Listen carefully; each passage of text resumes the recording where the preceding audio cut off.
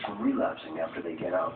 Going directly from jail right into a program instead of right onto the street and then where you have more of a chance of relapsing. Outside programs may be the only where inmates constantly cycle of abuse and crime.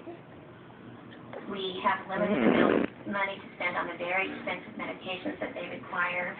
We don't have staff to probably provide all the services they need, so this goes on and on. Without continued help, many addicts only get worse. Nurse Topar often sees users who are also suffering from another problem, mental illness. You often see what we call dual diagnosis.